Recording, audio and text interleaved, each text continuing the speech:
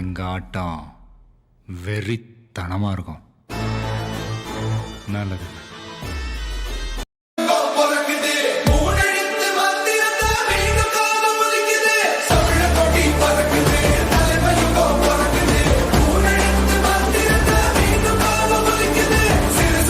Master லைனுக்கு ஒரு mutton வழியில் ஒண்ணு.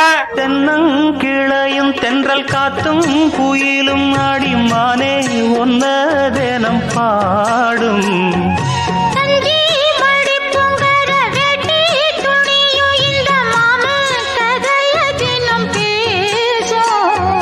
பொள்ளாச்சி சந்தையில கொண்டாந்த சிலையில சாயம் இன்னும் விட்டு போகல.